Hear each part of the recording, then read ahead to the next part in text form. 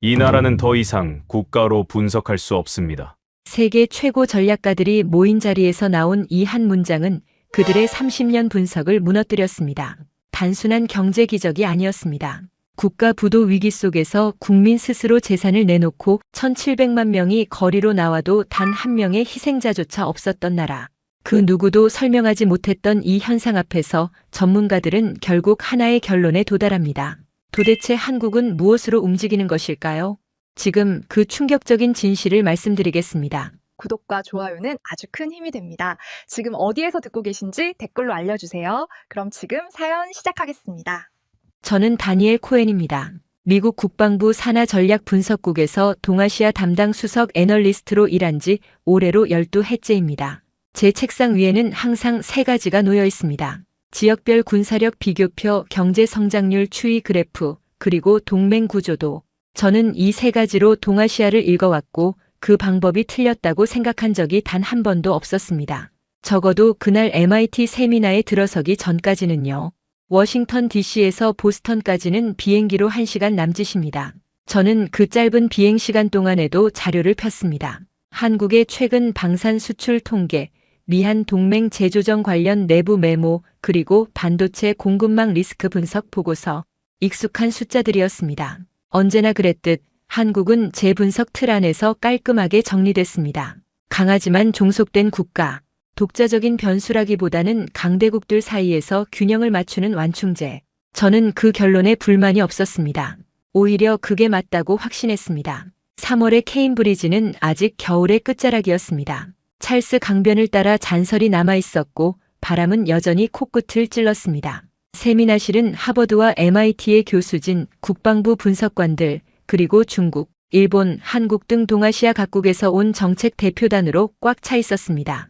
창밖으로는 잿빛 하늘이 낮게 깔려 있었고 실내는 그 음산한 바깥과 대조적으로 히터 열기와 사람들의 체온으로 후끈했습니다. 저는 세 번째 줄 왼쪽 끝자리에 앉았습니다. 늘 그 자리에 앉습니다.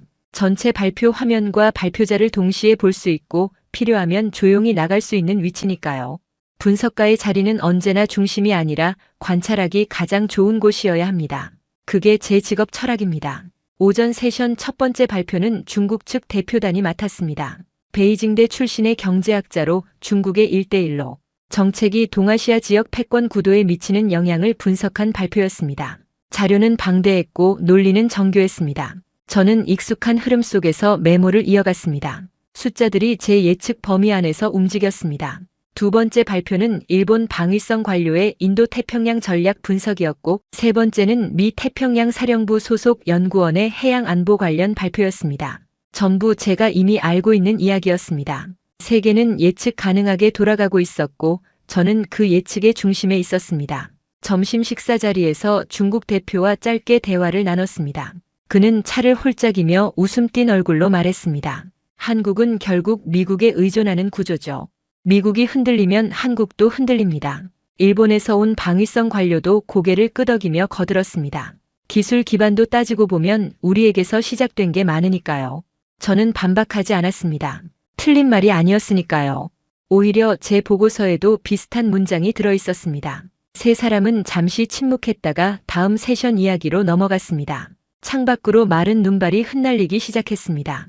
별다른 긴장도 불편함도 없는 점심이었습니다.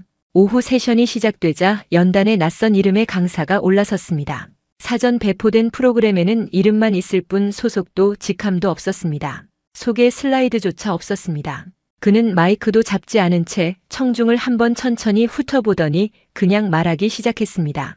여러분은 한국을 잘못 계산하고 있습니다. 저는 그 순간 펜을 멈췄습니다. 회의실 안이 잠깐 조용해졌다가 다시 작은 소음들로 채워졌습니다. 누군가는 코웃음을 쳤고 누군가는 옆 사람과 눈을 마주쳤습니다. 저도 처음엔 흘려들을 뻔했습니다. 도발적인 첫 문장은 발표자들이 관심을 끌기 위해 쓰는 흔한 기술이니까요. 그런데 이상했습니다. 그 짧은 문장 하나가 이상하게 마음에 걸렸습니다. 저는 12해 동안 한국을 분석해왔습니다. 병력 규모, 방산 수출액, 반도체 점유율, 미국과의 방위비 협상 흐름까지 수백 페이지의 보고서를 썼고 그중 몇 개는 실제 정책 결정에 반영됐습니다. 저는 제 분석이 정확하다고 믿었습니다. 아니, 정확해야만 했습니다. 그게 제 존재 이유니까요. 그런데 잘못 계산하고 있다는 그 말이 쉽게 넘어가지지 않았습니다. 저는 다시 펜을 들었습니다. 그리고 노트 맨 위에 작게 한 문장을 적었습니다. 뭘 놓쳤는가? 강의가 본격적으로 시작되려는 순간 그가 첫 번째 슬라이드를 띄웠습니다. 그건 그래프도 지도도 아니었습니다. 숫자 하나였습니다. 화면 한가운데 다른 아무것도 없이 덩그러니 놓인 그 숫자를 보는 순간 저는 등이 서늘해지는 걸 느꼈습니다. 이건 단순한 도발이 아니었습니다.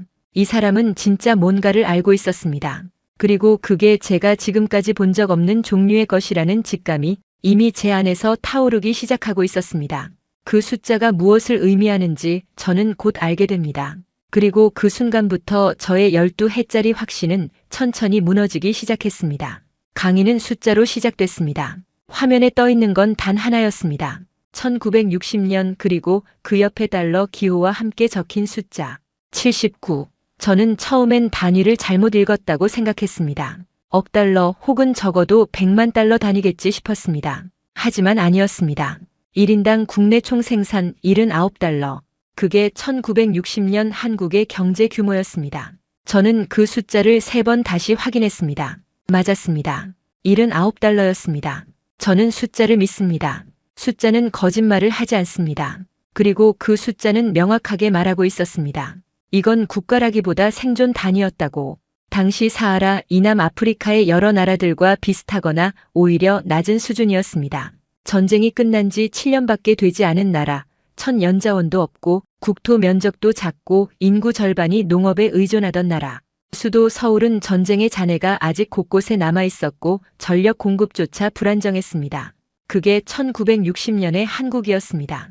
그리고 저를 포함한 대부분의 분석가들은 그 시절의 한국을 그냥 가난했던 나라로 정리하고 넘어갔습니다. 강사는 아무 말 없이 다음 슬라이드로 넘겼습니다. 그래프였습니다.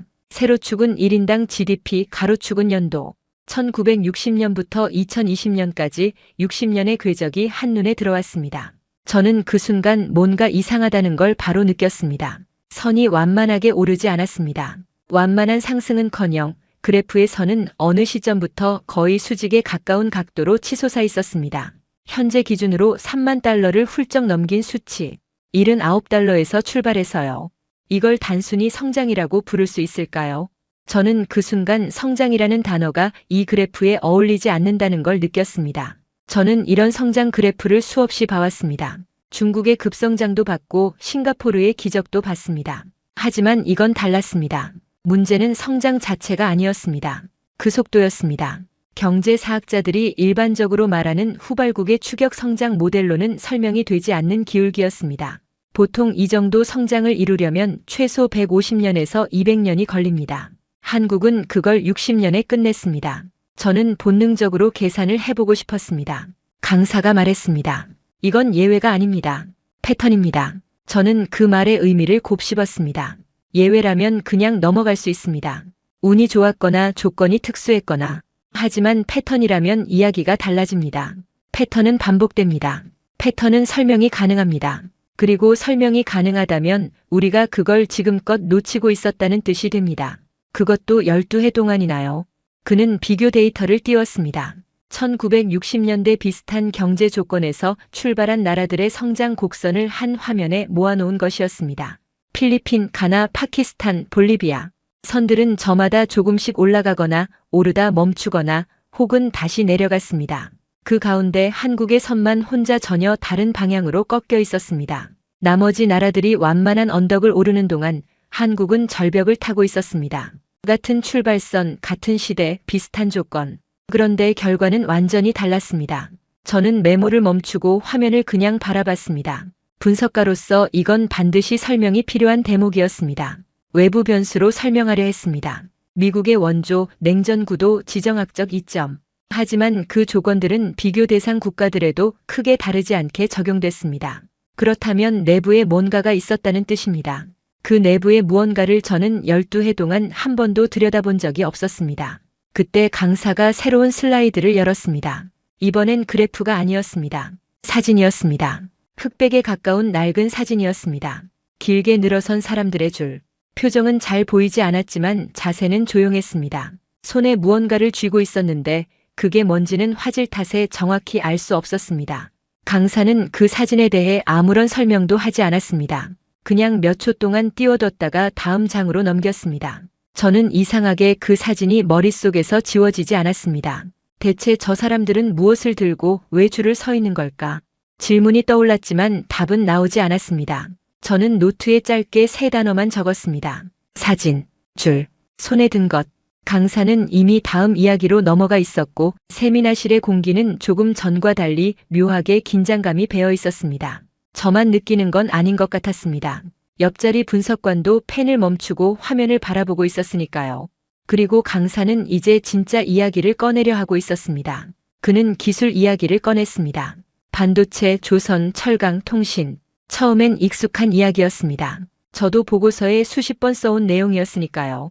한국은 기술을 빠르게 습득했고 그걸 산업화로 연결했다. 그게 제가 알고 있던 한국 경제 성장의 요약이었습니다. 강사가 같은 이야기를 할 거라고 생각했습니다. 그저 다른 언어로 포장된 같은 결론이겠지 싶었습니다. 하지만 결론은 전혀 달랐습니다. 한국은 기술을 발전시킨 것이 아닙니다. 구조를 바꿨습니다. 저는 그 문장을 받아 적으면서 잠깐 멈췄습니다. 기술을 발전시키는 것과 구조를 바꾸는 것.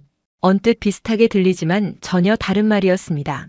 기술을 발전시키는 건 기존 틀 안에서 더 잘하는 겁니다. 구조를 바꾸는 건 틀 자체를 새로 짜는 겁니다. 강사는 한국이 후자를 했다고 말하고 있었습니다. 그 말이 맞다면 저는 지금까지 한국을 완전히 잘못된 틀로 읽어온 셈이었습니다. 그는 설명을 이어갔습니다. 1960년대의 한국은 농업국가였습니다. 인구의 절반 이상이 농밭에 기대어 살았습니다. 그런데 불과 10여 년 만에 제조업 중심 국가로 전환됐습니다.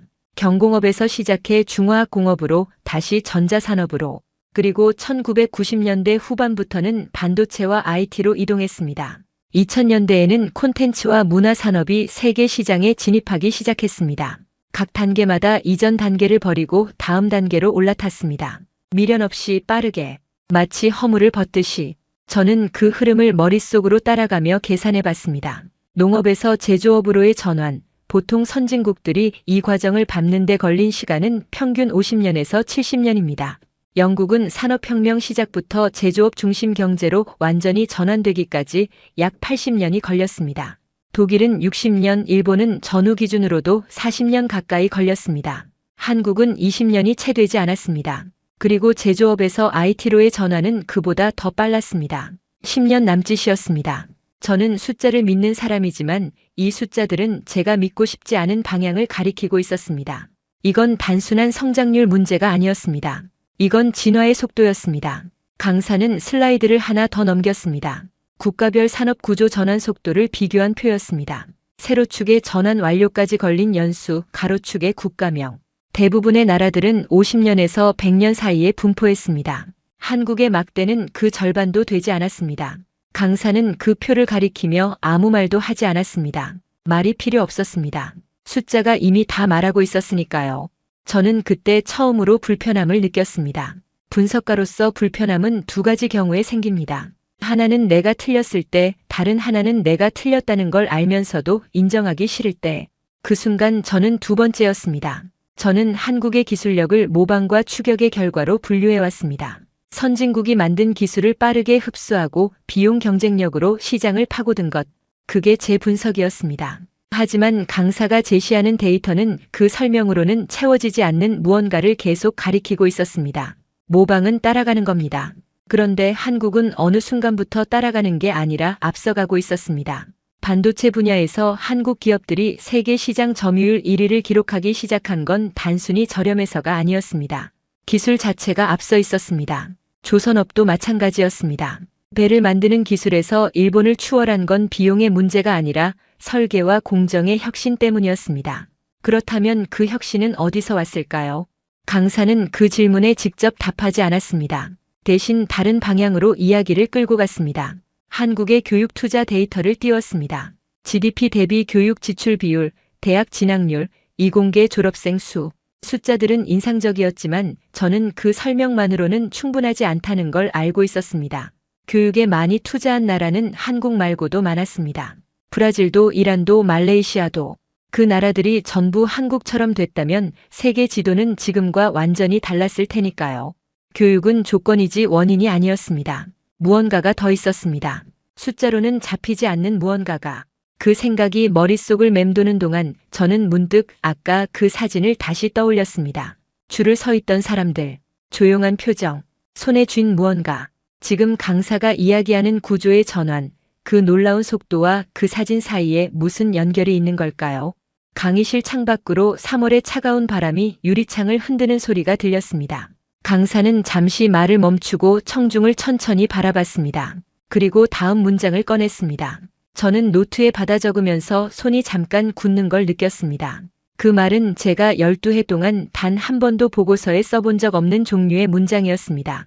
그리고 그 문장은 중국 대표와 일본 관료의 표정을 동시에 굳게 만들었습니다. 강사가 꺼낸 문장은 짧았습니다. 문제는 시스템이 아니라 사람입니다. 세미나실이 순간 조용해졌습니다. 저는 그 침묵의 질감을 지금도 기억합니다.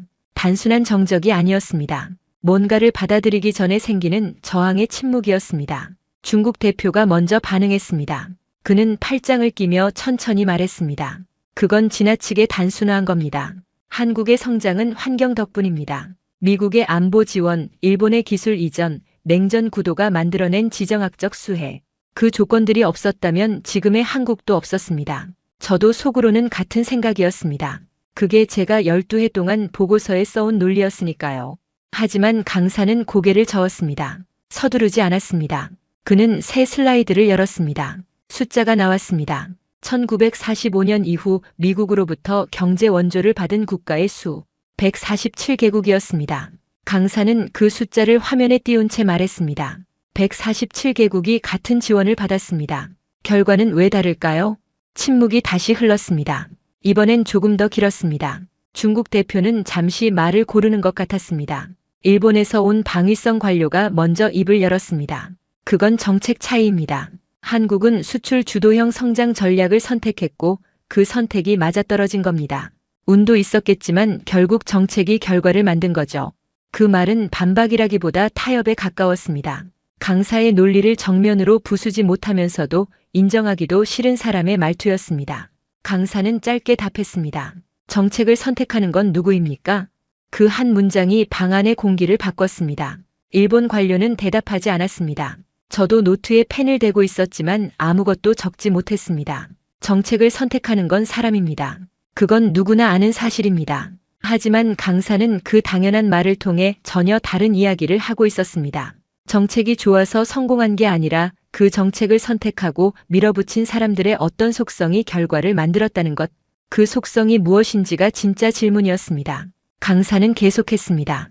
그는 1960년대 한국 정부가 추진한 경제개발 5개년 계획 이야기를 꺼냈습니다.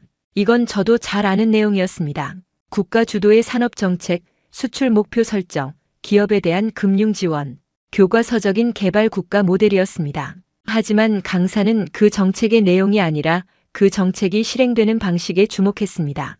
그는 말했습니다. 목표가 달성되지 않으면 담당 공무원이 밤을 새웠습니다. 기업 총수가 직접 현장에 내려갔습니다. 이건 명령 때문이 아니었습니다. 해야 한다는 인식이 이미 공유되어 있었기 때문입니다. 저는 그 말을 받아 적으면서 잠깐 생각했습니다. 명령과 인식은 다릅니다. 명령은 강제입니다. 강제는 감시가 없으면 무너집니다. 하지만 인식은 다릅니다. 인식은 감시 없이도 움직입니다. 오히려 감시가 없을 때 더 순수하게 작동하기도 합니다. 강사는 한국의 성장이 단순히 잘 설계된 시스템 덕분이 아니라 그 시스템을 믿고 자발적으로 움직인 사람들 덕분이라고 말하고 있었습니다. 저는 그 논리의 구조 자체는 이해했습니다. 하지만 그게 실제로 어떻게 작동하는지는 아직 감이 잡히지 않았습니다. 중국 대표가 다시 끼어들었습니다. 그건 권위주의 체제의 동원 효과입니다. 강압적인 구조 안에서 사람들이 선택의 여지 없이 움직인 것뿐이에요. 그는 자신 있는 표정이었습니다. 실제로 그 해석은 학계에서도 자주 등장하는 시각이었습니다. 저도 그 논리를 보고서에 인용한 적이 있었습니다. 강사는 이번엔 바로 대답하지 않았습니다. 대신 새로운 슬라이드를 열었습니다. 연도가 하나 적혀 있었습니다. 1987년 한국의 민주화 항쟁이 일어난 해였습니다. 강사가 말했습니다. 권위주의 체제가 무너진 이후에도 성장은 멈추지 않았습니다. 오히려 가속됐습니다. 강압이 원인이었다면 강압이 사라진 뒤 성장도 사라졌어야 합니다. 중국 대표는 입을 다물었습니다. 저는 그 순간 이 대화가 단순한 학술 토론이 아니라는 걸 느꼈습니다. 각자가 자국의 분석 모델을 지키려 하고 있었습니다. 중국은 국가 주도와 외부 조건으로 설명하고 싶었고, 일본은 정책의 우월성으로 설명하고 싶었습니다. 저 역시 마찬가지였습니다. 동맹 구조와 지정학으로 설명할 수 있어야 제 분석 틀이 유지됩니다. 그런데 강사는 그 모든 틀을 조금씩 흔들고 있었습니다. 아직 완전히 부수지는 않았지만 분명히 금이 가고 있었습니다. 강사는 잠시 물을 한 모금 마셨습니다. 그리고 천천히 말했습니다. 이제 진짜 이야기를 해보겠습니다. 그는 슬라이드를 넘겼습니다. 화면에 다시 그 사진이 떠올랐습니다. 두 번째 챕터에서 스쳐 지나갔던 줄을 서 있는 사람들. 이번엔 강사가 설명을 덧붙였습니다. 그 설명을 듣는 순간 저는 노트 위에 아무것도 적지 못했습니다. 손이 멈췄기 때문입니다. 그 사진의 정체는 1997년이었습니다. 강사가 먼저 배경을 설명했습니다. 그해 한국은 국가 부도 직전까지 몰렸습니다. 외환 보유고가 바닥났고 국제통화기금에 구제금융을 신청해야 했습니다. IMF 사태. 저는 그 사건을 교과서에서 배웠고 보고서에도 여러 번 언급한 적이 있었습니다. 개발도상국이 외채 위기를 맞았을 때 나타나는 전형적인 패턴. 저는 그렇게 분류해왔습니다. 아시아 금융위기의 여러 피해국 중 하나. 그게 제가 한국의 1997년을 바라보던 시각이었습니다. 하지만 강사가 꺼낸 건 위기 자체가 아니었습니다. 위기 이후였습니다. 국가가 부도 상태에 빠졌을 때 보통 어떤 일이 벌어질까요? 저는 이 질문에 익숙한 답을 갖고 있었습니다. 사회 불안, 자본 이탈, 통화 폭락, 실업률 급등, 그리고 회복까지 보통 15년에서 20년. 아르헨티나가 그랬고 멕시코가 그랬습니다. 그리스는 아직도 그 후유증을 안고 있습니다. 이건 역사적으로 반복되는 패턴이고 저는 그 패턴을 분석하는 훈련을 받은 사람이었습니다. 한국은 3년 만에 IMF 차입금을 전액 상환했습니다. 강사는 그 숫자를 화면에 띄운 채 말하지 않았습니다. 잠시 그냥 두었습니다. 회의실 안에서 누군가가 작게 숫자를 되뇌는 소리가 들렸습니다. 3년. 저도 그 숫자를 노트에 적으면서 다시 한번 확인했습니다. 맞았습니다. 예정 상환 기한의 절반도 되지 않는 시간이었습니다. 비슷한 규모의 위기를 겪은 나라들과 비교하면 사실상 전례가 없는 속도였습니다. 그리고 강사가 그 사진을 다시 화면에 띄웠습니다. 이번엔 선명했습니다. 사람들이 길게 줄을 서 있었습니다. 손에는 반지, 목걸이, 팔찌, 금이었습니다. 시민들이 자발적으로 금을 들고 나와 나라에 헌납하는 장면이었습니다. 1998년 1월 전국에서 동시에 벌어진 일이었습니다. 강사가 말했습니다. 400만 명이 자발적으로 참여했습니다. 모인 금의 무게는 227톤. 당시 시세로 약 21억 달러였습니다. 저는 말을 잃었습니다. 이건 경제 지표가 아니었습니다. 정부의 명령도 아니었습니다. 강제 징수도 아니었습니다. 사람들이 스스로 아무도 시키지 않았는데 결혼 반지를 빼서 들고 나온 것이었습니다. 저는 분석가입니다. 숫자로 사람을 읽는 사람입니다. 그런데 이 숫자 앞에서는 제 기존의 언어가 작동하지 않았습니다. 중국 대표가 물었습니다. 왜 그렇게 했습니까? 어떤 보상이 있었나요? 강사는 잠시 멈췄습니다. 당시 금 시세보다 약간 높은 가격으로 매입했습니다. 하지만 그게 동기였다면 400만 명이 움직이지 않았을 겁니다. 그 정도 차익으로 결혼 반지를 팔 사람은 없으니까요.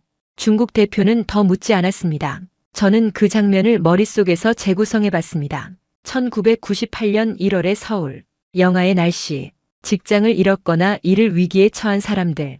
그 사람들이 집에서 귀금속을 꺼내 들고 동네 수거함으로 걸어갑니다. 줄을 섭니다. 기다립니다. 그리고 내려놓습니다. 아무도 강요하지 않았습니다. 카메라가 있어서도 아니었습니다. 당시 사진들을 보면 사람들의 표정은 담담했습니다. 비장하지도 슬프지도 않았습니다. 그냥 해야 할 일을 하는 사람의 얼굴이었습니다. 저는 그 표정이 이해가 되지 않았습니다. 강사는 계속 말했습니다.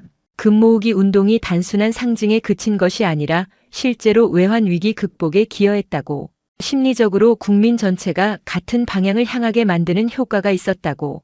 그리고 그게 소비 절약, 수출 증대, 외국인 투자 유입이라는 실질적인 결과로 이어졌다고. 숫자들이 뒤따라왔습니다. 저는 그 숫자들을 받아 적었습니다. 하지만 제 머릿속은 숫자보다 그 담담한 표정에 붙들려 있었습니다. 해야 할 일을 하는 사람의 얼굴. 저는 12해 동안 수십 개 나라의 위기 대응 사례를 분석했습니다. 정부 정책, 중앙은행 대응, 국제 협력 구조. 그 안에서 국민 정서는 항상 부수적인 변수였습니다. 정확하게 계량화하기 어렵고 예측도 어렵고 정책 설계에 직접 반영하기도 어려운 요소. 그래서 저는 그 변수를 늘 보고서의 주석 정도로만 다뤄왔습니다. 중요하지 않아서가 아니라 수치화할 수 없다는 이유로요.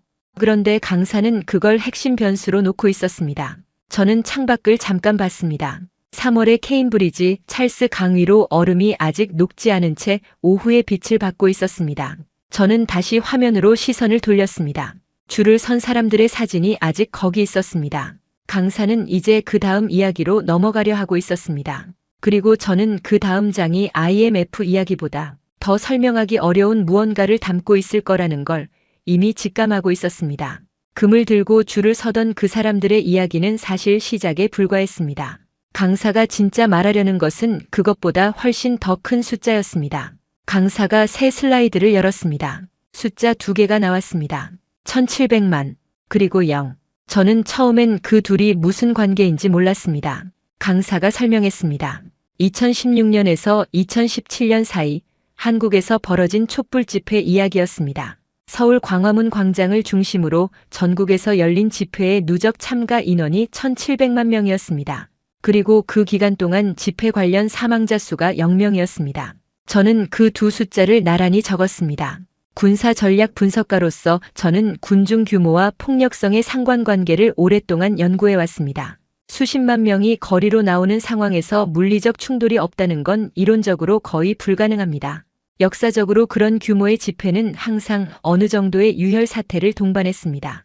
1989년 천안문은 말할 것도 없고 2011년 아랍의 봄, 2019년 홍콩 시위도 마찬가지였습니다. 규모가 커질수록 통제는 어려워지고 극단적인 소수가 전체 양상을 바꿔놓습니다. 그건 군중역학의 기본 원리였습니다. 저는 그 원리를 단 한 번도 의심한 적이 없었습니다. 그런데 1700만의 사망자 0명이었습니다. 강사는 그 집회의 분위기를 묘사했습니다. 사람들은 촛불을 들고 나왔습니다. 노래를 불렀습니다. 어린아이를 데리고 온 가족도 있었습니다. 집회가 끝나면 각자 주변의 쓰레기를 줍고 돌아갔습니다. 경찰과 충돌하지 않았습니다. 재산 피해가 없었습니다. 저는 그 묘사를 들으면서 솔직히 믿기 어려웠습니다. 집회가 아니라 공원 행사 같은 이야기였으니까요. 하지만 강사는 그 장면들의 영상 클립을 짧게 틀었습니다.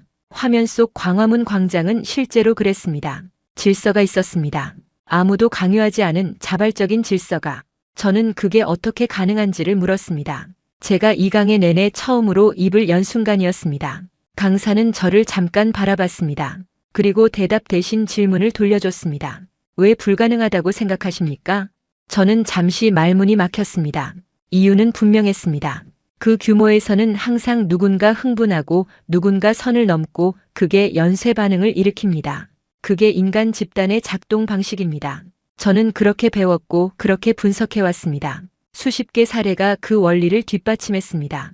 강사는 고개를 끄덕였습니다. 그리고 말했습니다. 맞습니다. 일반적인 군중에서는 그렇습니다. 하지만 그 군중이 같은 판단 기준을 공유하고 있다면 이야기가 달라집니다. 같은 판단 기준. 저는 그 단어를 노트에 썼습니다. 그리고 밑줄을 그었습니다. 강사는 설명을 이어갔습니다. 그는 이걸 정서 동기화라고 불렀습니다. 수백만 명이 서로 약속하지 않았는데도 같은 방식으로 행동하는 현상. 명령 체계 없이 작동하는 집단 질서. 그는 말했습니다. 이건 훈련된 게 아닙니다. 오랜 시간 공유된 가치관이 임계점을 넘었을 때 나타나는 현상입니다. 저는 그 설명을 들으면서 IMF 때 금을 들고 나왔던 사람들의 표정을 다시 떠올렸습니다. 해야 할 일을 하는 사람의 얼굴. 그 얼굴과 이 개념이 연결됐습니다. 저는 그 말이 무겁게 내려앉는 걸 느꼈습니다. 명령 없이 움직인다. 저는 그 문장을 3번 적었습니다. 군사 전략의 관점에서 이건 극도로 특수한 상황을 의미합니다. 군대는 명령으로 움직입니다. 명령 체계가 끊기면 부대는 와해됩니다. 그래서 적의 지휘 통제 시스템을 무력화하는 게 현대전의 핵심 전략 중 하나입니다. 하지만 명령 없이 움직이는 집단은 그 전략이 통하지 않습니다. 지휘부를 제거해도 움직임이 멈추지 않으니까요. 저는 그 함의를 이해하는 데 몇 초가 걸렸습니다. 이해한 순간 등줄기를 타고 무언가가 지나갔습니다. 이건 단순한 사회 현상이 아니었습니다. 전략적 관점에서 이건 가장 다루기 어려운 형태의 집단이었습니다. 예측이 불가능하고 무력화할 지휘부가 없으며 외부의 압력이 오히려 결속을 강화하는 구조. 저는 12해 동안 한국을 분석하면서 이 차원을 단 한 번도 고려한 적이 없었습니다. 옆자리 중국 대표는 팔짱을 풀고 앞으로 몸을 기울이고 있었습니다. 일본 관료는 메모를 멈추고 화면만 바라보고 있었습니다. 저도 마찬가지였습니다. 세 사람 모두 각자의 방식으로 같은 지점에 도달해 있었습니다. 이건 우리가 알고 있는 국가의 이야기가 아니었습니다. 강사는 지금 우리에게 전혀 다른 종류의 구조를 보여주고 있었습니다. 그리고 그 구조를 이해하기 위한 결정적인 열쇠는 강사가 다음 슬라이드에서 꺼낸 단 하나의 개념 안에 있었습니다. 저는 그 개념을 들은 뒤 한동안 노트를 덮고 그냥 앉아 있었습니다. 뭔가를 쓸 수가 없었습니다. 머릿속이 너무 조용했기 때문입니다. 강사가 화면을 바꿨습니다.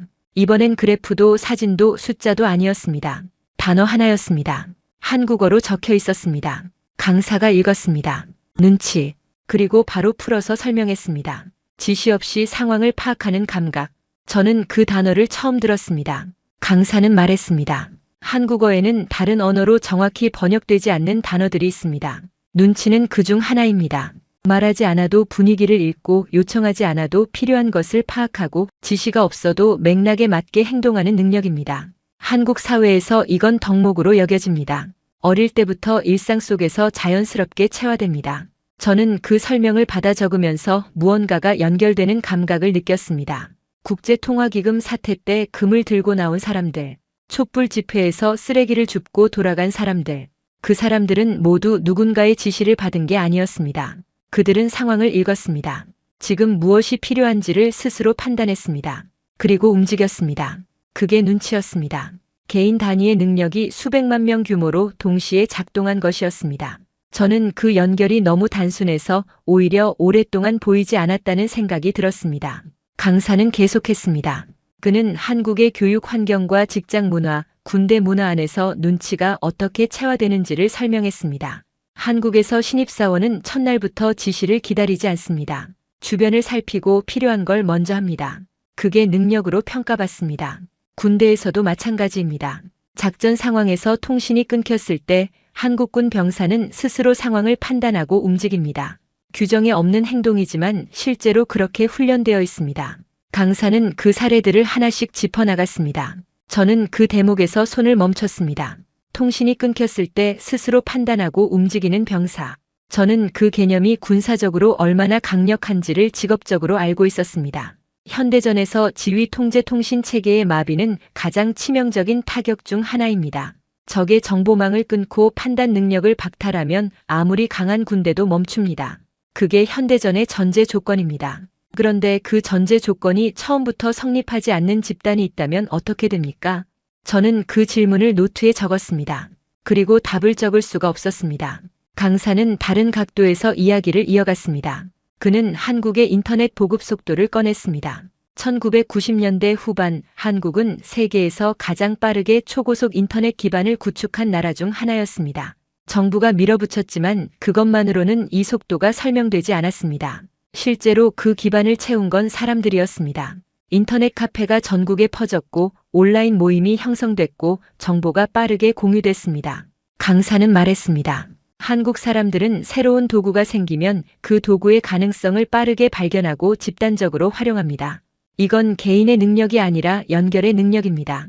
연결의 능력. 저는 그 단어를 노트에 적고 잠시 멈췄습니다. 지금까지 강사가 제시한 사례들이 머릿속에서 하나의 선으로 이어지기 시작했습니다. 79달러에서 출발한 경제성장, 국제통화기금 위기를 3년 만에 극복한 집단 행동, 1700만 명이 무혈로 움직인 시위, 그리고 명령 없이 작동하는 눈치의 문화. 이것들은 각각 별개의 사건이 아니었습니다. 같은 뿌리에서 나온 다른 표현들이었습니다. 저는 12해 동안 그 표현들을 보면서 뿌리를 한 번도 들여다보지 않았습니다. 강사는 마지막으로 한 가지 사례를 더 꺼냈습니다. 2002년 월드컵이었습니다. 한국이 4강에 진출했던 그 대회. 강사는 경기 결과가 아니라 응원 문화를 이야기했습니다. 서울시청 앞 광장에 수십만 명이 모여 붉은 옷을 입고 동시에 움직였습니다. 응원단이 신호를 보내면 수십만 개의 촛불이 동시에 켜졌습니다. 수십만 명이 같은 박자로 노래했습니다. 리허설은 없었습니다. 연습도 없었습니다. 사전 조율도 없었습니다. 그냥 됐습니다. 저는 그 장면을 기억했습니다. 당시 미국 언론에서도 그 광경을 다뤘고 저도 뉴스로 봤습니다. 하지만 그때 저는 그걸 열정적인 축구 팬들의 이벤트로 받아들였습니다. 지금 강사의 설명을 들으니 그게 전혀 다른 의미로 보였습니다. 그건 이벤트가 아니었습니다. 평소에 체화된 연결의 능력이 특정 계기를 만나 폭발적으로 발현된 것이었습니다. 국제통화기금 때도 촛불 집회 때도 그리고 광장에서도 형태는 달랐지만 작동 방식은 같았습니다. 저는 그제야 이 모든 조각들이 어디로 모이는지를 어렴풋이 볼 수 있었습니다. 강사는 이제 결론으로 향하고 있었습니다. 그리고 저는 그 결론이 제 보고서를 처음부터 다시 써야 하는 이유가 될 거라는 것을 이미 알고 있었습니다. 강의 마지막 슬라이드가 떴습니다. 아무것도 없었습니다. 빈 화면이었습니다. 강사는 그 빈 화면을 보며 잠시 서 있었습니다. 그리고 말했습니다. 한국은 국가가 아닙니다. 세미나실이 조용해졌습니다. 누군가 헛기침을 했습니다. 중국 대표가 미간을 찌푸렸습니다. 저도 그 문장의 의미를 바로 알아듣지 못했습니다. 국가가 아니라면 무엇이냐는 생각이 먼저 들었습니다. 강사는 천천히 설명했습니다. 국가는 영토와 정부와 제도로 정의됩니다. 하지만 제가 오늘 보여드린 것들은 영토의 이야기가 아니었습니다. 정부의 이야기도 아니었습니다. 79달러에서 시작한 건 사람이었습니다. 금을 들고 나온 것도 사람이었습니다. 광장을 채운 것도 사람이었습니다. 한국은 제도가 작동해서 여기까지 온 게 아닙니다. 사람이 움직였기 때문에 제도도 따라온 겁니다. 저는 그 말을 듣는 순간 펜을 내려놨습니다. 받아 적을 필요가 없었습니다. 이미 머릿속에 박혀 있었습니다. 그리고 그 문장은 제가 12해 동안 쌓아온 분석 틀 전체를 조용히 해체하고 있었습니다. 저는 항상 국가를 먼저 봤습니다. 제도, 정책, 동맹 구조, 군사력. 그게 분석의 순서였습니다. 사람은 그 구조 안에서 움직이는 변수였습니다. 그런데 강사는 순서가 반대라고 말하고 있었습니다. 사람이 먼저고 구조는 그 뒤에 온다고. 저는 그 순서가 바뀌면 분석 결과가 어떻게 달라지는지를 빠르게 계산해 봤습니다. 위기 상황에서 한국은 어떻게 움직일까요? 기존의 제 분석은 이랬습니다. 한국 정부는 미국과의 동맹 구조 안에서 대응을 조율하고 국내 여론을 관리하며 경제적 충격을 완화하는 방향으로 움직인다. 이건 예측 가능한 모델이었습니다. 하지만 강사의 틀로 다시 보면 달라집니다. 정부가 결정하기 전에 이미 사람들이 움직입니다. 그 움직임이 정부의 선택지를 만들고 때로는 강제합니다. 결과적으로 외부에서 보는 것보다 훨씬 빠르게, 훨씬 강하게 반응합니다.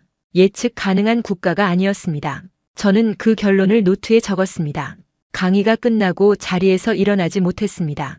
주변 사람들이 짐을 챙기고 나가는 소리가 들렸습니다. 중국 대표는 아무 말 없이 서류를 정리했습니다. 일본 관료는 강사에게 짧게 인사를 건넸습니다. 저는 노트를 펼쳐놓은 채 그냥 앉아 있었습니다. 노트 안에는 이날 오후 3시간 동안 제가 적은 것들이 빼곡히 들어 있었습니다. 숫자들, 그래프 묘사들, 단어들, 질문들. 그 중에서 제 눈에 들어온 건 맨 처음에 적은 문장이었습니다. 뭘 놓쳤는가? 그 질문에 이제 답할 수 있었습니다. 저는 사람을 놓쳤습니다. 국가를 분석하면서 그 국가를 구성하는 사람들의 속성을 변수에서 빼버렸습니다. 계량화하기 어렵다는 이유로, 예측 모델에 넣기 불편하다는 이유로. 그게 12해 동안의 실수였습니다.